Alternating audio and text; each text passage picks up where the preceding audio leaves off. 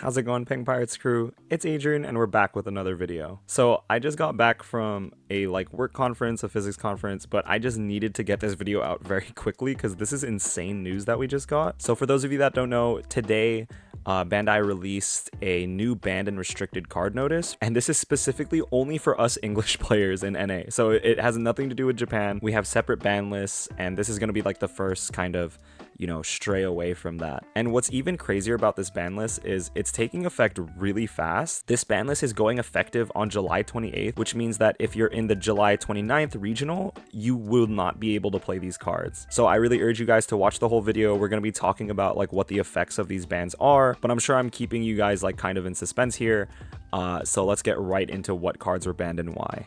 Just as a quick little editing note, these are restricted, not banned. So starting us off with a really heavy hit, the 9-cost Newgate is being restricted to 1 copy per deck. So it's not being outright banned, but it is being restricted to 1 copy, which I think honestly kind of bans it. This card was absolutely insane in OP2, but it's especially oppressive in OP3 because now you could search it with Whitebeard. Being able to search it with the Whitebeard Pirates event and the Ezo just made this deck way too consistent. Dropping back-to-back 9beards was something that was very frustrating and oppressive in this meta. It's something that even if you have the good math and you've been making the perfect plays, you might not have the cards to deal with back-to-back Newgate, and that's just something you have to accept. So the reason why they restricted this was basically because it's a disgustingly good card, and then of course with the introduction of Ezo, it gets even more consistent. You're basically running 12 copies of this in your deck. But yeah, I don't think this is going to affect Zoro too much because Zoro was already moving away from this Newgate play. You're pretty much either relying on your 5-cost Marco as an attacker and then setting up a bunch of blockers, or you're relying more on the 1-cost rush strategy. So you're not really running the 9-cost Newgate because it's too slow. But yeah, this is going to be a huge hit to Whitebeard. I wouldn't immediately say this would kill the deck, but you need to see the other cards that got restricted before we can say anything. So the next card that's going to get restricted is the 4-cost Marco, and this is a huge hit for the deck as well. Now that 9-cost Whitebeard and 4-cost Marco are restricted, this pretty much destroys the main central game plan of Whitebeard at this point. As a Whitebeard player, you want to do 2 things. You want to have a 4-cost Marco out before you 9-cost, and then you want to play the 9-cost, because playing the 9-cost while you have a Marco up is absolutely nuts because they can't swing super big, but they also can't swing small because then either way you're going to get out of those blocks, right? The 4-cost Marco was almost as essential as the 9-cost Whitebeard, if not even more essential. In certain matchups, you just lose if you don't have the 4-cost Marco blocker. Again, Ezo just made this super consistent. So yeah, these 2 cards being restricted to 1 just I think would already completely kill Whitebeard because the deck would be too linear, right? And with the Moby Dick ban, it's actually very difficult to navigate playing Whitebeard, right? Because the only thing they have going for them is being able to play big vanillas and also be 6k, but then what is the end game, right? What's your big play now that you don't have the 9 cost? Or not that you don't have the 9 cost, that it's just at 1. So it's gonna be a lot more inconsistent in a meta where I feel like a lot of the decks right now are incredibly consistent. With 9-cost Newgate and 4-cost Marco being restricted to 1 copy per deck, I actually think it's just as good as banning it. It pretty much relegates them to just being tech cards and not cards that you could center your whole game plan around. So I think if you do want to play Whitebeard, you are going to have to change up how you play and really innovate how you play the deck. We might still see some rush variant of Whitebeard come out of this. You could still run 4 Ace, you could still run the Straw Hat Luffy, but I think as of right now it's just going to be very difficult to, especially when you see this next hit. So then our last hit for the day is going to be the Radical Beam. With Rad Beam restricted to 1, this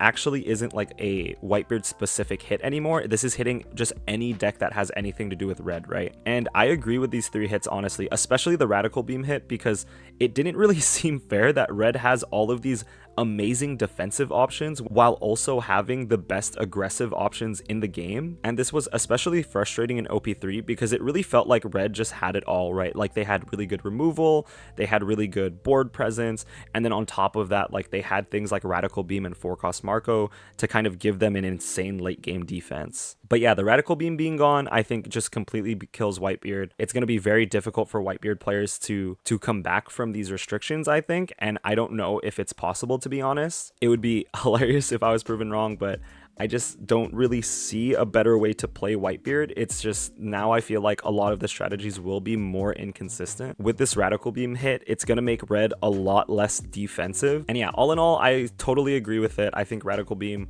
was just too good of a card. Being at 2 or less life wasn't even a bad condition to be in. But yeah, I honestly agree with all of these restrictions. I think Whitebeard was too oppressive in the meta. And even if you didn't think it was the best deck in format, it was getting in the way of like a lot of other decks from shining, such as Nami and like Katakuri. But we'll get into that in a little bit. I'm actually a liar. We're gonna go over it right now. So this is not a tier list. This is more like how I think the ban list or the restricted list affects each deck. And obviously like red was the only thing that got hit, but there might be some huge meta changes that we see based off of, you know, the new matchup spread, what decks are going to be better and worse in this meta. So starting off with Zoro, I think Zoro is actually not going to have too much of a change in this meta. I still think it's going to be one of the best decks in format. Obviously, it's going to be a little bit worse, but I think Zoro players are still in a really good shape, right?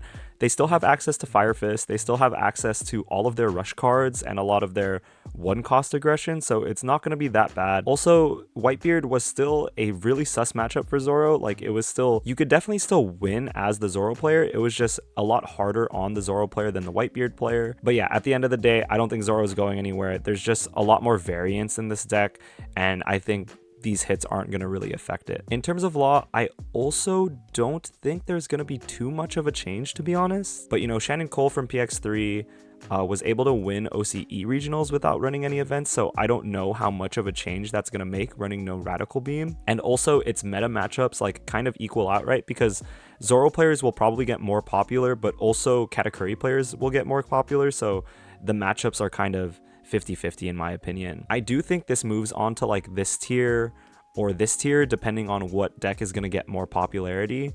But I think in general, people like to play Zoro for like the big events and most people are used to it. So if anything, I'm leaning more towards here or here because, you know, the Zoro matchup is kind of sus for law. I also just want to preface, I'm only going to really be focusing on the decks that have seen tops. So I'm not going to be like talking about, you know, Luffy, Odin, or Kaido. Moving on to Dofi, I actually think there's also like not a huge change. I think everything kind of equals out. Now that I'm considering it though, actually, I think this gets a little bit worse for Dofi because again, you know, spoiler alert, I'm going to put these 3 up here. These are yellow, right? I think yellow is in this tier where it's really happy about the restriction list because it did 2 things. One, it completely erased Whitebeard off the map, which is really good for these decks because yellow was struggling a lot against Whitebeard. On top of that, they got rid of 4-cost Marco, which was a huge hit.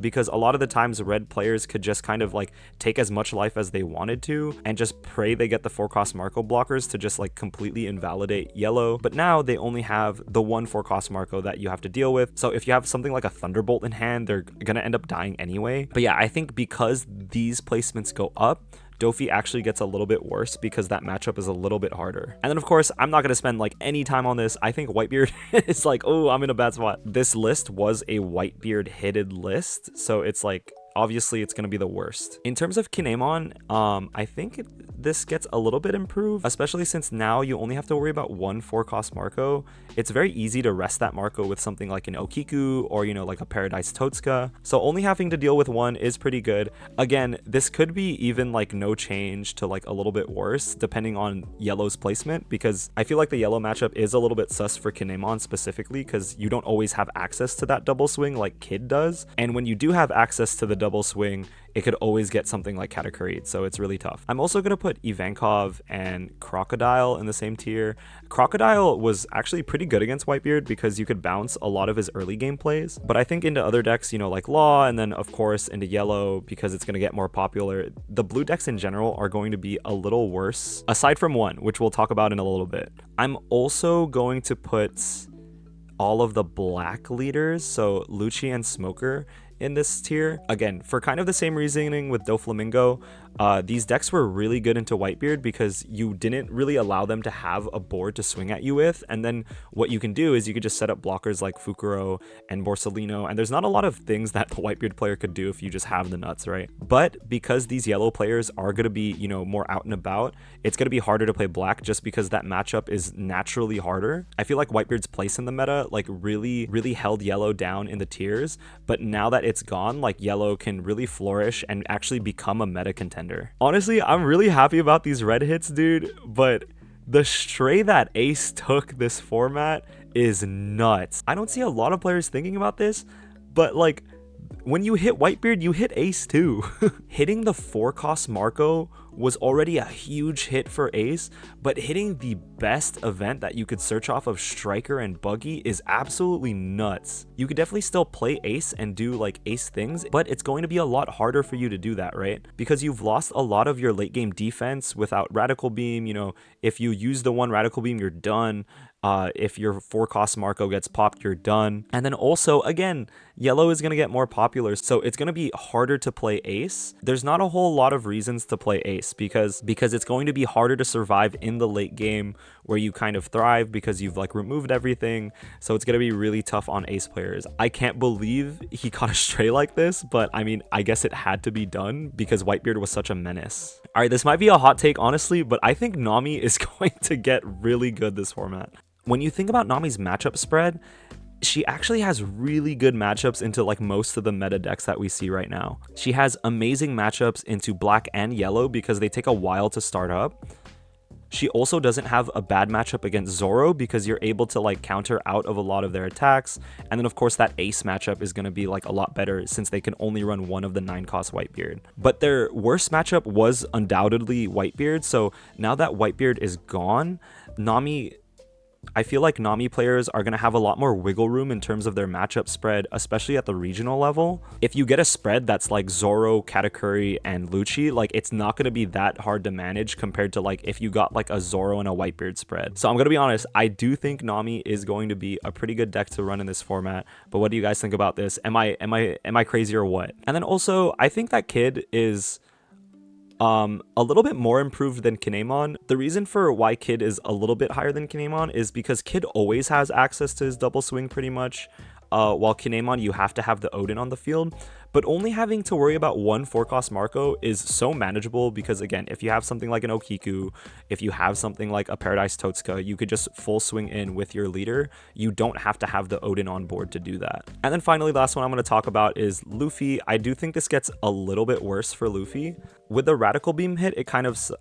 I will admit, I'm not as well versed in this matchup because I'm not too familiar with Luffy players nowadays, but a lot of the cool things that you could do with Luffy was take a card out of Whitebeard's hand every single turn, so you're losing like kind of the big reason why you were playing this leader in the first place. And then also, of course, it got hit by the regular red stuff like Radical Beam and 9-cost Whitebeard. I don't know how much 4-cost Marco that Luffy players were running, but let me know in the comments down below. But yeah, I'm not going to talk about the other leaders because they're kind of like very rogue, like we haven't seen a lot of results from any of them. But yeah, what do you guys think is going to happen now that Whitebeard is kind of dead, now that like a lot of cards have been kind of hit for red? Do you think this is going to really help the meta, or do you think that, you know, red is not going to really change? It's just going to still dominate the meta? Let me know in those comments down below, and as always, thank you guys for watching. Good luck in anything you're doing, and I'll see you on the next one.